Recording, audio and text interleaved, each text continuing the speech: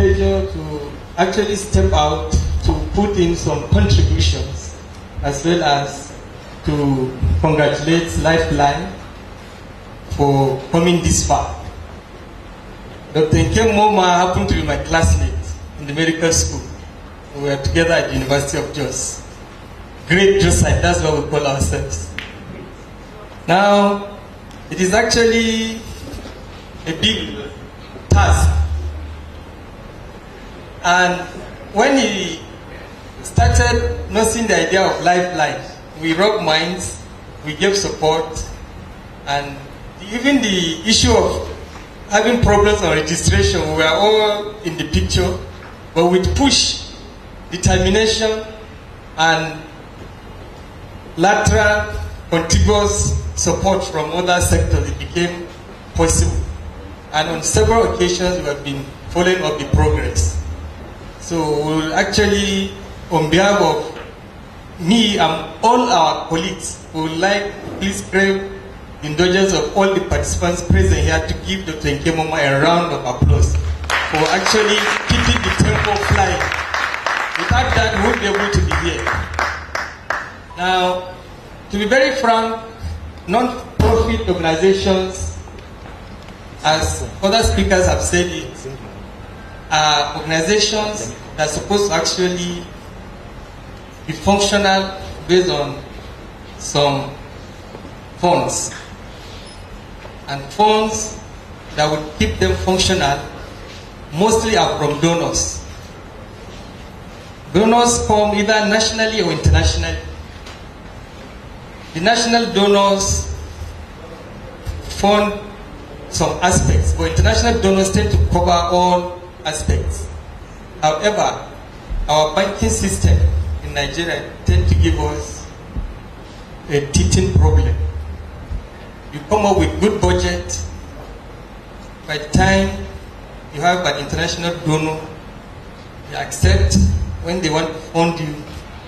By the time the money starts coming, our banking interest, banking deductions, even the ATM card that we have, it is being surcharged. We do any transaction, you are being charged.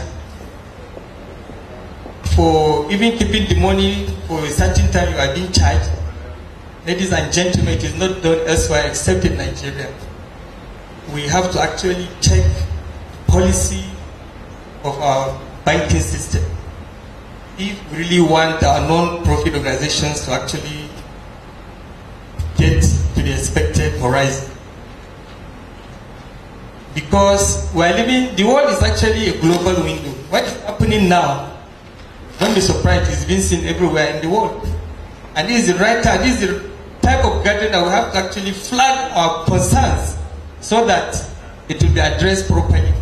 I vividly remember during the Emir of Kano's tenure as central bank governor, he was able to stop such charges. And suddenly they came back. So like the people here and any other person that will hear our complaint to actually flag it to the present leadership of the Central Bank of Nigeria so that such charges will actually be removed. Because when you consider our population, you are taking, even if it is 50 kobo per transaction, multiply it by about, let's say 150 million people are actually exercising the banking services. You see a lot of billions are coming out of it. What are they doing with it? It is not accountable to. And we're actually in an era that we said we want accountability. There is corruption from our system. So ladies and gentlemen, these are the teaching problems that we have to actually be addressing, and we hope it will go to the appropriate society, appropriate table so that they will be addressed. Finally, for the young ones that are coming, the students, and those that are serving, and those that will just be graduating, it is very, very important and crucial to know that the education that you are going to gather and become a professional in your field is not actually going to bring food on your table. It is not going to bring food on your table. It is your extra effort to sit down and think, bring out facts that will actually serve your immediate society. With your little contribution that will actually bring food to your table.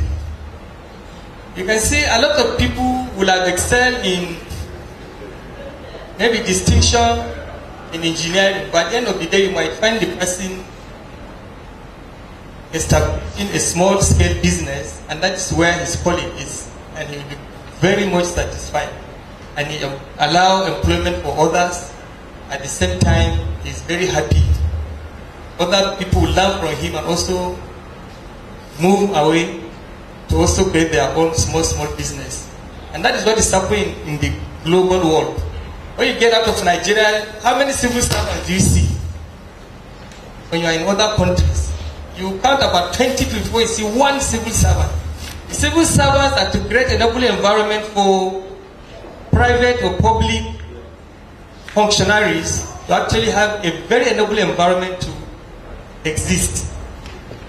And that is where I will finally end my discussion with what? Public-private partnership, PPP. That is the in thing.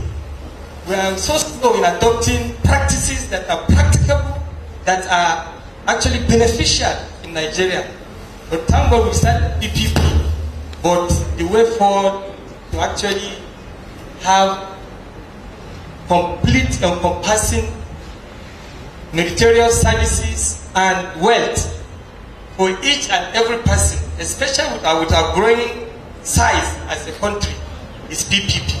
With this, I will say thank you very much and congratulations once again. Thank you very much, Dr.